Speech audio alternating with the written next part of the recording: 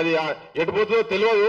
అటువంటి పరిస్థితి అయితే రావద్దని అనుకుంటున్నాం కానీ మరి ఆడదాకా పోతుందేమో. పంచాయతీ ఎక్కడ మొదలైంది? ఇడుపు కాగితం పంచాయతీ. ఇడుపు కాగితం సినిమా పేరు. ఇడుపు కాగితం అయిపోయి 12 ఏళ్ళు అయింది.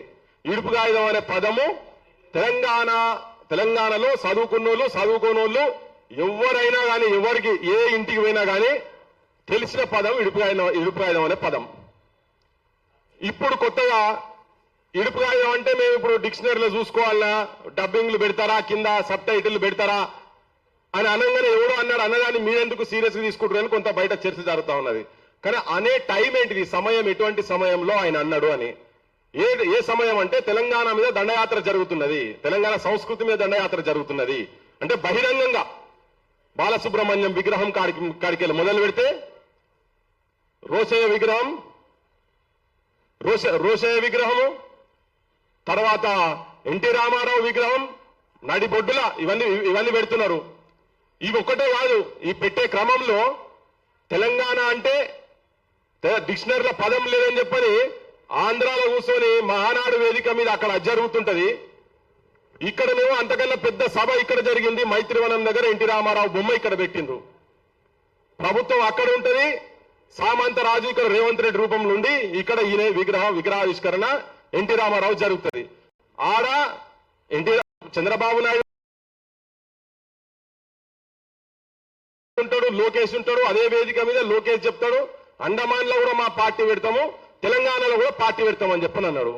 ఈ ఇక్కడితో ఆగక సంబరంగా మనం పండుగ చేసుకునే టైంలో మనం అంతా ఎన్నో ఏళ్ల తర్వాత, ఎన్నో త్యాగాల తర్వాత, కొన్ని వందలాది మంది బలిదానాల తర్వాత వచ్చిన రాష్ట్రాన్ని మనము సంబరంగా పండుగ వాతావరణం ఉండే టైంలో ఒక దుర్మార్గుడు పవన్ కళ్యాణ్ అనే రూపంలో వచ్చి నిజంగా వాడు దండయాత్ర చేసినట్టుగానే వచ్చి ఇప్పుడు ఈ మీటింగ్ లో కూర్చున్న వాళ్ళందరూ మన ఉగ్రవాదులమే. ఆయన దాంట్లో ఆయన భాషలో ఉగ్రవాదుల మీటింగ్ రౌండ్ టేబుల్ నడుస్తున్నట్టు ఇక్కడ కూర్చొని ఆయన మళ్ళీ అయ్యా జాగిరా ఎవరైనా సంబరానికి ముచ్చటలో కనీసం తెలంగాణ వచ్చినందుకు మీ అందరికీ శుభాకాంక్షలు తెలుపుతున్న 13వ నోట్లకెళ్ళి రాలేదు, పవన్ కళ్యాణ్ అంటే నోట్లకెళ్ళి రాలేదు. కొద్దిగా నీకు ఇంగిత జ్ఞానం ఉండి ఒక రాష్ట్రానికి ఉప ముఖ్యమంత్రి అయిన తర్వాత ఇంకో రాష్ట్రం దగ్గరకు పోయిన తర్వాత కనీసం ఆ మాటలు ఇవి రెండుతో రాగలే. పాస్పోర్ట్లు కావాలన్నా, ఇండియా పాకిస్తాన్ లెక్క విడగొట్టిండ్రు. ఇవన్నీ ఈ నేపథ్యం అంతా, దీని వెనకాల ఇవన్నీ నేపథ్యం జరిగింది కాబట్టి ఇవాళ పదానికి ఆ ఇడుపు కాగితం అనే పదానికి దానికి ఒకడు పెట్టిందా 10 మంది పెట్టిందా, దాని వెనుక ఎవరున్నారు ఏందనేది పక్కకు పెడితే తెలంగాణ భాష మీద, తెలంగాణ సంస్కృతి మీద, తెలంగాణ జీవన విధానం మీద గానమా తెలంగాణమా జనగానమా మా ప్రాణమా, మా ప్రాణంగా బ్రతుకుతున్నటువంటి తెలంగాణ పదమే, తెలంగాణ వాదం నినాదమే ప్రాణంగా బ్రతుకుతున్నటువంటి వాళ్లకు ఇది ఒక హెచ్చరికల లెక్క వాళ్ళు క్వశ్చన్ చేస్తున్నారనే అభిప్రాయం వచ్చే ఇలా మేము మాట్లాడుతా ఉన్నాం. ఇవన్నీ తెలంగాణ సమాజానికి తెలవాలి, ఆంధ్ర ప్రాంతం కూడా తెలవాలి. మా అమర్ మంచిగా రాసిండు, నేను ఆ పదం గురించి చెప్పేటందుకు చెప్తున్నా. కృష్ణ గోదావరులు కుడి ఎడమ పారగా, గోల్కొండ తలపైన కిరీటమై మెరువగా, త్రిలింగాల నేల తెలంగాణమై, భరతమాత నుదుట సింధూరమై, పాడరా పాడరా మన పాట, జన తెలంగాణమని ప్రతి నోట, జన తెలంగాణమని ప్రతి నోట. తెలంగాణ అంటే ఏంటిదో కాకతీయుల కాలం నుంచి 3 త్రిలింగాల నేల, ద్రాక్షారామం, శ్రీశైలం, కాళేశ్వరం, ఈ 3 లింగాల మధ్యలో ఉన్నటువంటి ప్రాంతాన్ని అప్పుడు త్రిలింగ దేశం అనేది అదే కాలక్రమేణా తెలంగాణమైంది. తెలుసుకోండి, మీకు లేదు నేను చెప్తున్నా, ఇలా చెప్తున్నా. తెలంగాణ తల్లి మా తల్లే, తెలుగు తల్లి మా తల్లే, మీది ఆంధ్ర మాత, మీ ఆంధ్ర మాత యాడున్నదో ఎత్తుకోపోండి. ఆంధ్ర ప్రాంత పాలకులకు చెప్పదలుచుకున్న గడికోసారి తెలుగు మాది. ఇప్పుడు చెప్పిండు కదా సిద్ధారెడ్డి సార్, చాలా ఉదాహరణలు చెప్పిండు. మీ ఏ చర్చకు వస్తారో రాండి, మీ దగ్గర ఎంత పాండిత్యం ఉన్నదో. మరి మా దగ్గర కూడా 2-3 ఉన్నారు సాల్ వాళ్ళు. మీరు 100 మంది వస్తే కౌరవ సేన మీది, పాండవ సేన మాది. రాండి, ఏ చర్చకు వస్తారో ఎక్కడికి వస్తారో తెలుగు మీద గాని, తెలంగాణ మీద గాని, తెలంగాణ చరిత్ర మీద గాని, తెలంగాణ సాహిత్యం మీద గాని, తెలంగాణ జీవన విధానం మీద గాని. పెన్నులకు నీళ్లు పోసి పెడితే గల్లులో లేసేటువంటి ప్రాంతం మా ప్రాంతం. ఇది పోరాటాలు గాని, తిరుగుబాట్లకు కానీ ఎక్కడ వెనుకబోడు కానీ ఇటువంటి జరగనటువంటి ప్రాంతం ఇదంతా. తెలుసుకోవాల్సిన అవసరం మీ ప్రాంతం వాళ్ళకున్నది కనుక తెలంగాణ తల్లి, మళ్ళీ చెప్తున్నా చాలా మందికి, తెలంగాణ తల్లి మనది. వాళ్ళు చెప్పుకుంటుండ్రు ఇప్పుడు రేపటి నుంచి మీరు విగ్రహాలు ఏదైనా పెట్టుకుంటే ఆంధ్ర మాత విగ్రహాలు పెట్టుకోండి. మీకు తెలుగుకు మీకు తెలంగాణకు సంబంధం లేదు. ఆ విగ్రహాలు మాయి మేము పెట్టుకుంటాం. దాని ఓనర్షిప్ మాది. ఏం సార్ కరెక్టేనా? బరాబర్ చెప్పదలుచుకున్నాం మేము తెలంగాణ సమాజం తరఫుకెళ్ళి. నేను చెప్తున్నా ఇక వీళ్ళ ఇన్ఫ్లుయెన్సులు, సినిమాల ఇన్ఫ్లుయెన్సులు పరిస్థితి ఎట్లున్నదంటే ఇప్పుడు వాళ్ళు పొద్దుగాలు లేస్తే అరే మీకు భూ పెట్టింది మేమేనా, మీకు వ్యవసాయం నేర్పించింది మేమేనా. నిజం కూడా ఇప్పుడు అలవాటు ఎట్లా తయారైపోయినాయంటే పొద్దున్న లేస్తామని ఏ హోటల్ పోయినా ఇడ్లీ సాంబారు వాడాలు వాళ్ళ తిండ్లే దొరుకుతున్నాయి. అందుకనే 52లో వరంగల్లో idli sambar go back movement start అయింది. 52లో వాళ్ళ పత్రికలు అప్పటి నుంచి వాళ్ళే పచ్చళ్ళు అమ్ముకుంటేందుకు వచ్చినటువంటి వాళ్ళు. ఇవి చాలా మాట్లాడినాం యాక్చువల్ గా ఉద్యమ కాలంలో. వాళ్ళు ఏ స్థాయికి పోయిందంటే 3 చెరువులు కబ్జా చేస్తున్నాడు. రామోజీ ఫిలిం సిటీలో 3 చెరువులు కబ్జా అయి ఉన్నాయి. ఆ మహేందర్ అంటోడు చెప్తున్నాడు కదా, అరే మా ఊళ్ళ దగ్గర పైసలు ఎన్ను మీ ఊళ్ళ దగ్గర ఉన్నాయా, మా ఆస్తులు అమ్మితే మీరు కొనుక్కుంటారా అని. అరే ఒక్కొక్కడు డ్రైవర్లు చేసిన వాళ్ళు ఇలా పెద్ద పెద్ద స్థానాలు పెట్టారు. అయ్యా మీరంతా ఆటోలు నడిపి గ్యాస్ సిలిండర్లు భుజాల మీద పోసుకునేటోళ్ళు మోసేటోళ్ళు ఇలా ఇక్కడనే వేదికల మీద ఉన్నటువంటి వాళ్ళు తెలంగాణ మీద భూత పురాణం మాట్లాడుతుంటే చూపించేటువంటి ఛానళ్లు పెట్టిన వాళ్ళు మీరున్నారు. ఒక్కొక్కడు నా అసంటోడు కనుక గద్దె మీద కూర్చుంటే మీ అందరినీ ఫస్ట్ బుక్కల వారేస్తాం. అన్ని ఇల్లీగల్ దందాలే. ఇక్కడ మీ సినిమా వాళ్ళు వచ్చి ఆంధ్రాకెళ్ళి మద్రాసుకెళ్ళి ఇక్కడ సినిమా వచ్చిన తర్వాత భూములు వాళ్లకు దారాదత్తం చేసి ఇచ్చిండ్రు. నాగేశ్వరరావుకి ఇచ్చే, ఎన్టీ రామారావుకి ఇచ్చే, అందరికీ భూములు ఇచ్చారు కదా సినిమాల పేర్ల మీద. మన తెలంగాణ వచ్చినాక మా ఎన్ శంకర్ అన్నకు డిస్ప్యూట్ ల్యాండ్ వచ్చింది. ఓ 10 మంది సినిమాలకు మనోళ్ళకి ఇస్తే ఏం పోయింది, ఇటువంటి వాళ్ళకి భూములు ఇచ్చి ఛానళ్లు పెట్టిపోయి బగాయిస్తారు. వాళ్ళ దోపిడిదారులను ఇక్కడికి వెళ్ళి బగాయిస్తారు. ఇంకా ఏళ్ళు అవసరం లేదు. ఇక్కడ ఉన్న వాళ్ళ దానివల్ల మెయిన్ స్ట్రీమ్ ఛానల్ ఏమైనా ఉన్నాయా? ఆంధ్ర ఛానల్ ఒక్కటనే ఉన్నాయా? ఒకటనా ఉండదు. ఒక్క ఛానల్ ఉండదు, బరాబర్ ఉండదు. 12 సంవత్సరాల తర్వాత కూడా 12 ఏళ్లు గడిచినా గానీ పుష్కరం ఒక్కటి పోయినా గానీ వేరు బుద్ధి వారు మానరు బాబు, పాడు బుద్ధి విడ నాడరు బాబు, జాజరి జాజరి జాజరి జాజరి కిలకిల జాలపుతాడు, ఎన్నడు గాల్తాడో ఆంధ్రుల కాడు అని 68లో 56 నుంచి 68 మధ్యలో జరిగినటువంటి అనుభవాల దృష్ట్యా ముచ్చరేంద్రన్ గారు రాసింది. ఇది దోపిడీ చేసేందుకు వచ్చినటువంటి వాళ్ళ మీద రాసింది.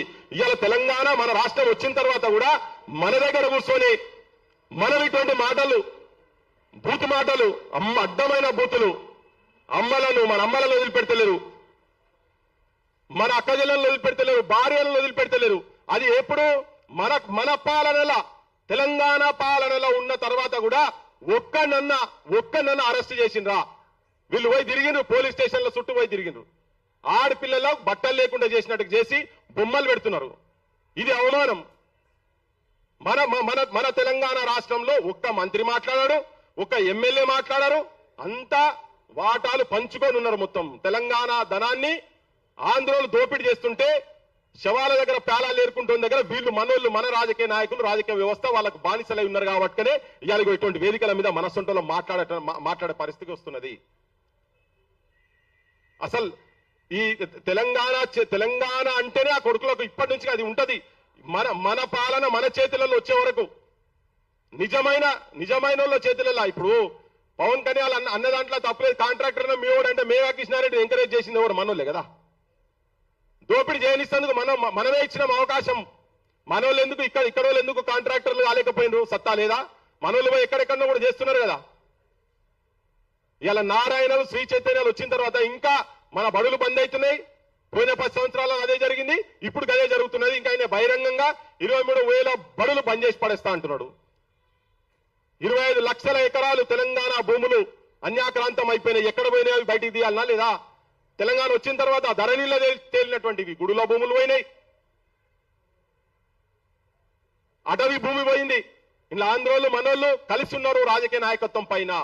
ఇక్కడ వీళ్ళకు కూడా ఏంటంటే నేను కొన్ని రాజకీయ పార్టీలకు మీ వైఖరులు, మీ స్టాండ్లు చేంజ్ చేసుకోవాల్సిన అవసరం ఉన్నది.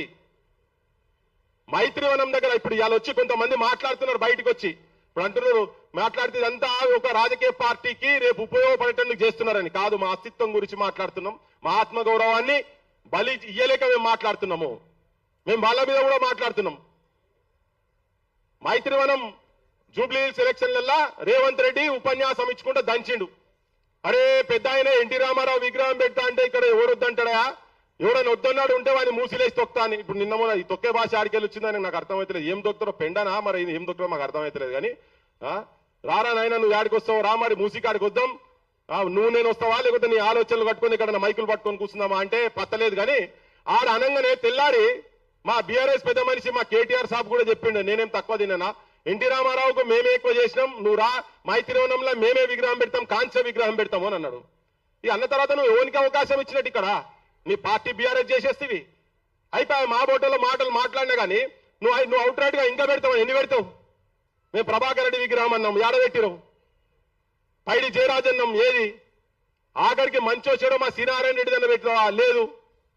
మా సుక్క సత్తయ్య కొన్ని వేల ప్రోగ్రాంలు ఇచ్చిండు, గాయన విగ్రహం పెడతారా?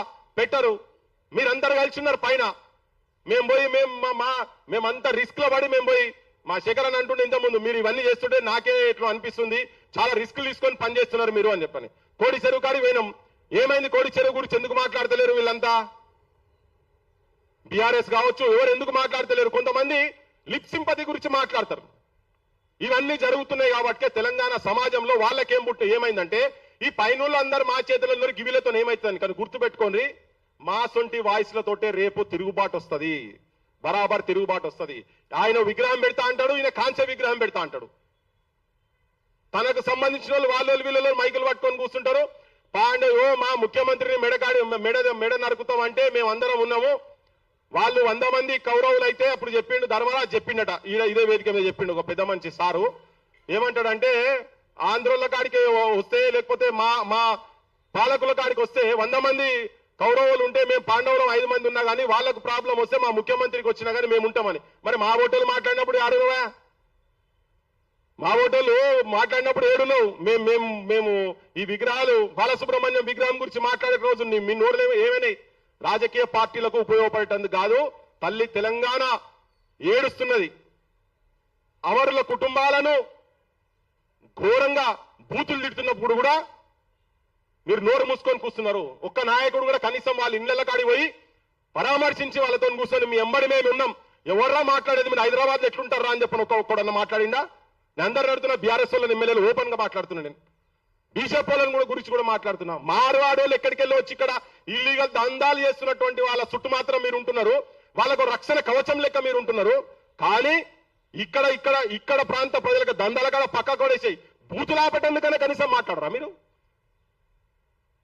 మమ్మల్ని ఒక్కరిని కాదు, తెలంగాణలో జ్యుడిషియల్ సిస్టమ్ గురించి అన్నారు. తెలంగాణ సార్ మీరు చూసిరో లేదో వాళ్ళ బొమ్మలు కూడా ఉన్నాయి మా దగ్గర, బొమ్మలు కూడా చూపించినాం. మొత్తం తెలంగాణ ఆడోళ్ళందరూ ఇక నేను నోటితో కాదు కానీ ప్రతి ఒక్కరిని తెలంగాణ పేరు చెప్పి అంటుంటే అది మా బొట్టలకు బాగా కలిగింది. అందుకే మాట్లాడతాం. మీ అమ్మల గురించి కూడా మాట్లాడిండ్రు, మీ అక్క చెల్లెళ్ళ గురించి కూడా మాట్లాడిండ్రు. ఎందుకు రోషం వస్తలేదు అర్థమైతలేదు. పైసలు ఏం చేసుకుంటారా? మీ పదవులు పైసలు నెత్తిలో కొట్టుకుంటారా? ఇజ్జత్ పోయిన తర్వాత వాడు ఎవడో పూరం పోకోడు అంటాడు, ఇక్కడికి వచ్చి వాడు సినిమాలో డ్రామాలు చేసాడు, వాడు వచ్చి ఇక్కడ మాట్లాడితే మేమైతే కొట్లాడతాం బరాబర్. మీరు మాట్లాడకపోయినా మేము కొట్లాడతాం. కానీ ప్రజలకు చెప్పేది ఏంటంటే ఇవాళ మళ్ళీ ఒక కొత్త ముసుగు పట్టుకొని వచ్చి గా పెద్ద మనిషి ఉంటేనే మంచిగుంటుండే, గతమైన ఉంటేనే బాగుంటుండే, కేసీఆర్ సార్ ఉండేది ఇట్లా జరుగునా అని వేదిక మీద మాట్లాడిన కొంతమంది మేధావులకు నేను ఒక సూటి ప్రశ్న అడుగుతున్నా. హరికృష్ణ అంటాడు ఒక సినిమా ఆర్టిస్టు, హరికృష్ణ చచ్చిపోతే పోతావు, హరికృష్ణ కొడుకు జయకృష్ణ చచ్చిపోతే పోతావు, కృష్ణ భార్య విజయ నిర్మల చచ్చిపోతే పోతావు, ఇంకెవరో సినిమా ప్రొడ్యూసర్ చచ్చిపోతే పోతావు. ఆడ పోయి ఉట్టిగా పోడు కాదు, కట్టి పట్టుకొని నిలబడతాడు పెద్ద మనిషి. రామోజీరావు చచ్చిపోతే నీ కుటుంబంకి వెళ్ళిపోతారు ఆడికి.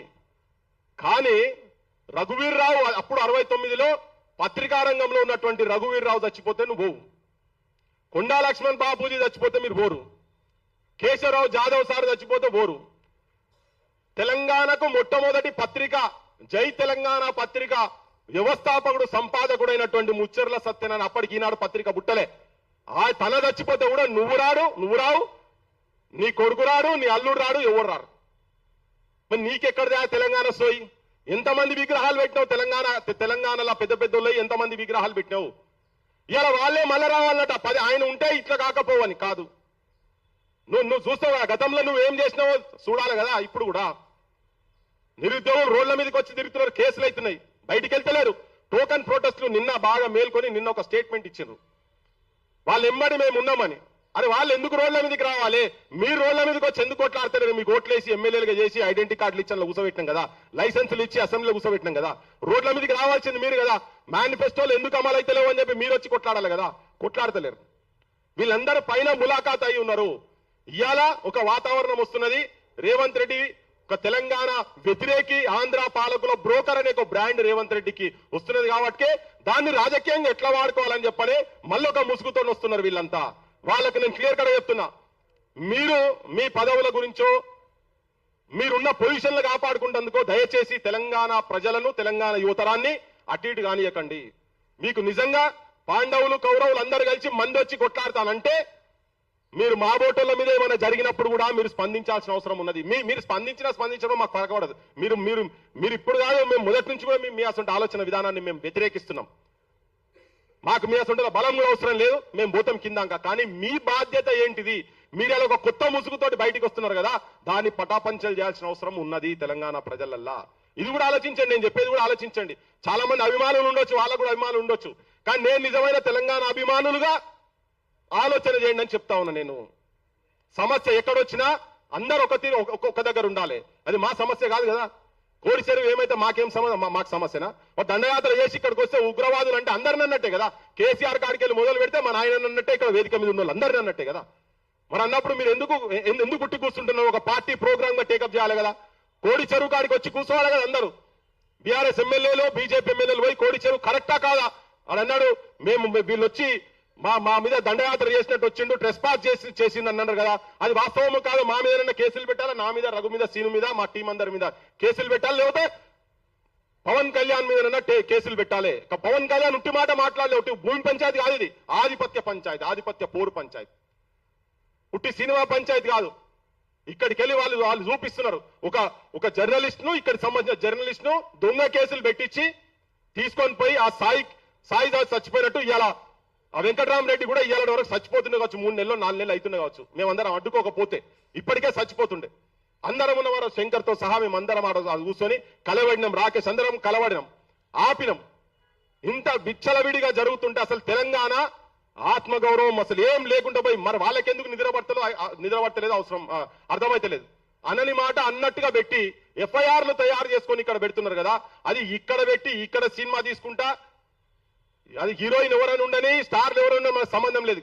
ఇప్పుడు వచ్చిన టైంలో వాళ్ళు చెప్పేటువంటి ఆ ఇడుపు కాగితం అనే పదాన్ని తీసుకొని కూడా మాత్రం జీర్ణించుకోలేని స్థితిలో వాళ్ళు ఉన్నారు. ఇలా ఓట్లు కూడా ఇక్కడ అక్కడ 2 జాగాలలో ఓట్లు పెట్టిరు కదా. ఈసారి ఏం చేస్తుందో నాకు తెలియదు, కానీ అయితే కొడుకులకు అక్కడన్నా ఉండాలి, ఓటు ఇక్కడన్నా ఉండాలి. ఇక్కడ పెట్టుకుంటారు, అక్కడ పెట్టుకుంటారు.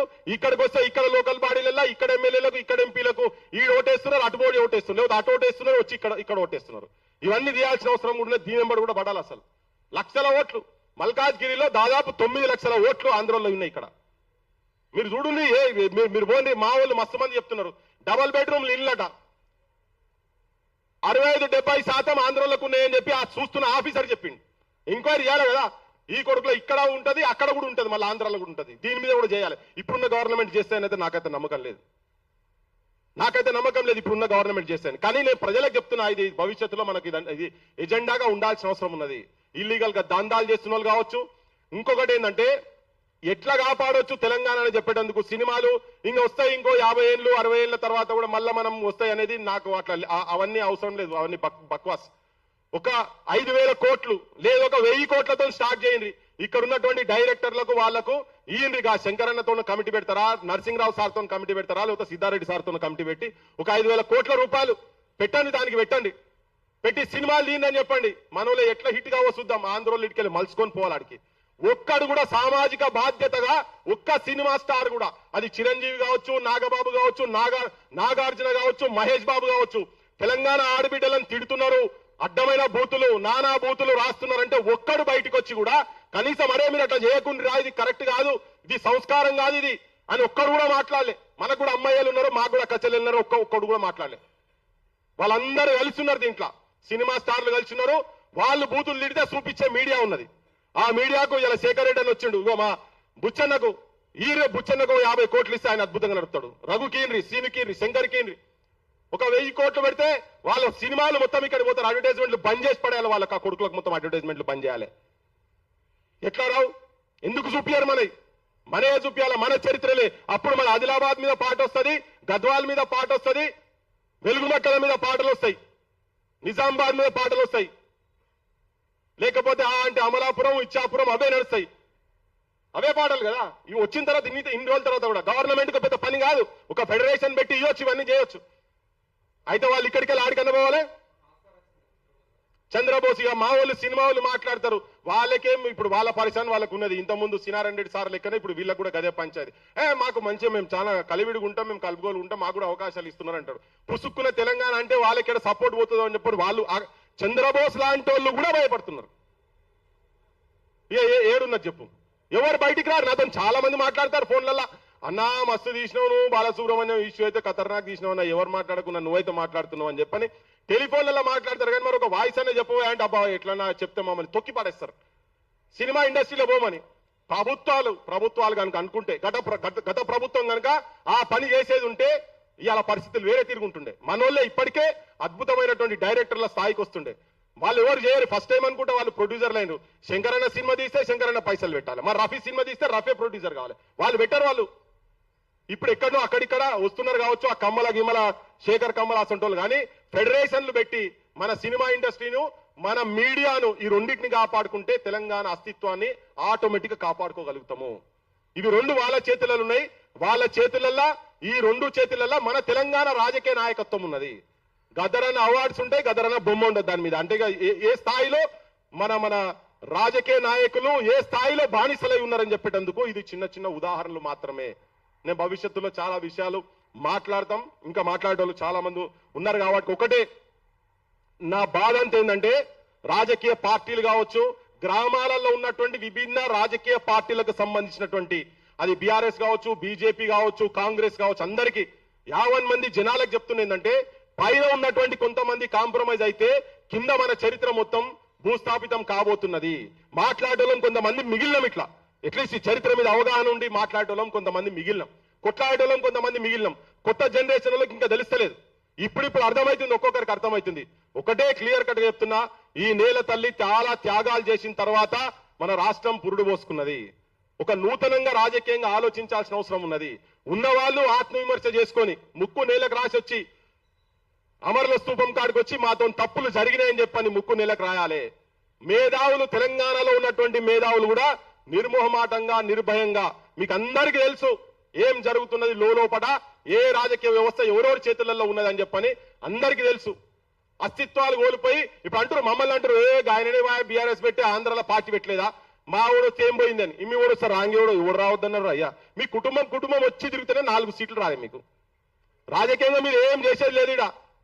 ఆడ చెల్లని గవ్వ, ఈడ కూడా చెల్లెదు, ఏడ చెల్లెదు. మీతో గానే కాదు, ఒకవేళ ఆడ చెల్లె కానీ ఈడ చెల్లెదు, తెలంగాణలో మాత్రం చెల్లదు. అది మీరు పగటికలాలు కంటున్నట్టుగానే, క్యాజువల్స్ ఇన్ ఎయిర్, గాలిలో మెడల్ కడుతున్నట్టుగానే మీరు అని చెప్పి వాళ్ళకు చెప్తూ, మనోళ్ళందరూ కూడా ఒక దగ్గర ఉండాలి.